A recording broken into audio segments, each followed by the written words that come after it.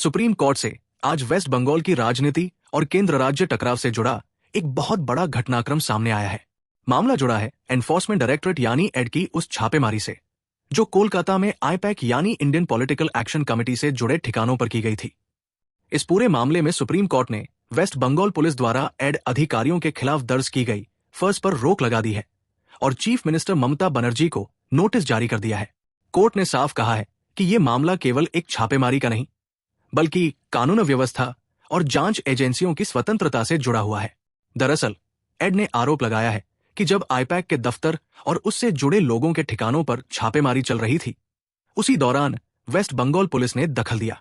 Add का दावा है कि पुलिस की मौजूदगी में छापेमारी बाधित हुई, कुछ सबूतों से छेड़छाड़ की गई और जांच एजेंसी को अपना काम ठीक से करने नहीं दिया गया। एड ने यहां तक कहा कि इस दौरान राजनीतिक दबाव भी बनाया गया, जिससे जांच की निष्पक्षता पर सवाल खड़े होते हैं। इस पूरे विवाद के बाद वेस्ट बंगाल पुलिस ने एड अधिकारियों के खिलाफ ही एफआईआर दर्ज कर दी, जिसे एड ने सुप्रीम कोर्ट में चुनौती दी। एड की तरफ से कहा गया कि अगर राज्य पुलिस को इस तरह केंद्रीय एजेंसियों के खिलाफ एफआईआर दर्ज करने की खुली छूट दे दी गई तो देश में लॉलेसनेस यानी कानूनविहीन स्थिति पैदा हो सकती है। सुप्रीम कोर्ट ने इस दलील को गंभीरता से लिया और कहा कि अगर अदालत ने समय पर दखल नहीं दिया तो जांच एजेंसियों के काम में खुला हस्तक्षेप शुरू हो जाएगा। सुप्रीम कोर्ट ने इस सुनवाई के दौरान कलकत्ता हाई कोर्ट में हुई पिछली घटनाओं पर भी गहरी चिंता जताई। कोर्ट ने कहा कि हाई कोर्ट के बाहर और अंदर जिस तरह का माहौल बना वो अदालत के कामकाज के लिए बेहद चिंताजनक है।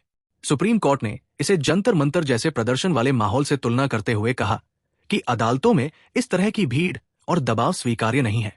कोर्ट ने साफ संकेत दिया कि न्यायिक प्रक्रिया को प्रभावित करने की किसी भी कोशिश को गंभीरता से लिया जाएगा। एड ने सुप्रीम कोर्ट के सामने यह भी आरोप लगाया कि आईपैक से जुड़े मामले में राजनीतिक पार्टी तृणमूल कांग्रेस के कार्यकर्ताओं को मोबिलाइज किया गया और व्हाट्सएप जैसे प्लेटफॉर्म्स का इस्तेमाल कर भीड़ इकट्ठा की गई। एड का कहना है कि यह कोई स्पॉन्टेनियस घटना नहीं थी बल्कि एक संगठित प्रयास था ताकि जांच एजेंसी पर दबाव बनाया जा सके। हालांकि तृणमूल कांग्रेस और ममता बनर्जी की तरफ से इन आरोपों को पूरी तरह खारिज किया गया है। ममता बनर्जी की ओर से पेश हुए वरिष्ठ वकील कपिल सिब्बल ने सुप्रीम कोर्ट में कहा कि एड की कहानी वन साइडेड है और राज्य सरकार को बदनाम करने की कोशिश की जा रही है। उन्होंने कहा कि मुख्यमंत्री ने कोई सबूत नहीं उठाया, नहीं जांच में बाधा डाली और एड के आरोप बिना ठोस प्रमाण के लगाए गए हैं। सिब्बल ने यह भी कहा कि मामला पहले कलकत्ता हाई कोर्ट में सुना जाना चाहिए था। सुप्रीम कोर्ट ने फिलहाल किसी के आरोपों पर अंतिम फैसला नहीं दिया है, लेकिन इतना जरूर कहा है कि यह मामला गंभीर संवैधानिक सवाल खड़े करता है।